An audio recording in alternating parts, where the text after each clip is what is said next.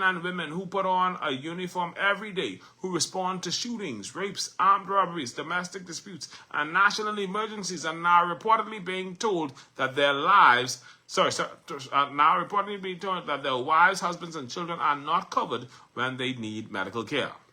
To make matters worse, the executive chairman of the Police Staff Association says he has written to the Prime Minister on more than 3 occasions requesting an audience to discuss this issue and other pressing concerns. To date, no response has been received. The silence is loud. This situation raises serious questions about priorities, accountability, and respect for law enforcement officers. While politicians enjoy full benefits and protections, the very people tasked with enforcing the law and maintaining order are allegedly being treated as an afterthought. While politicians enjoy full benefits and protections, the police officers tasked with enforcing the law and maintaining order are allegedly being treated as an afterthought. The majority don't rule. The minority running this thing and making sure they straight while our officers suffer. The Police Staff Association has vowed to remain vigilant and continue advocating for its members, emphasizing that the welfare of officers and their families is paramount. But advocacy alone cannot pay hospital bills or undo the trauma of being denied care when it is needed most. At TMI, we ask a simple question. How can a country expect its police officers to protect the public when the government cannot or will not protect them and their families? This matter is ongoing, and as always, all information is alleged unless it is officially until officially confirmed. We invite any relevant authority to refute, clarify, or respond to the claims outlined in the Police Staff Association letter. Because if this is true, then this is not just mismanagement. This is abandonment.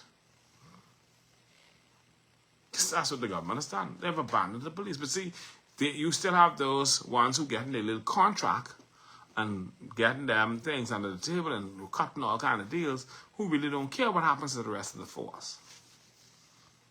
And so we are in a quandary. This is the disaster.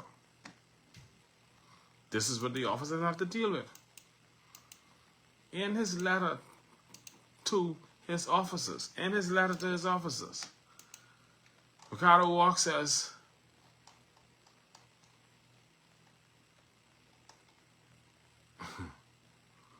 in a recent meeting with representatives from Kalina, I learned that the government of the Bahamas owes the insurance provider approximately $100 million.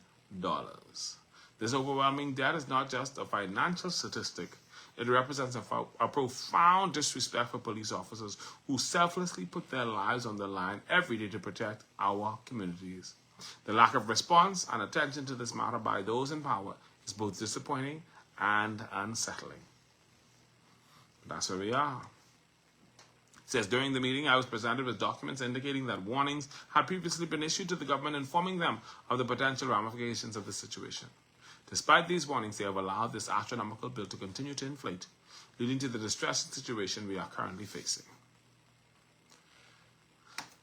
But this is deliberate. And I could be wrong, but I feel like it's deliberate. I feel like it's deliberate because I feel like the government is trying to divest itself from not just the insurance policy, but divest itself from Colina. They don't want to work with Colina. They want to work with BAF. And they want to work with BAF because BAF is where Chester Cooper was the chairman and CEO. BAF is an insurance company. They ain't giving the same coverage.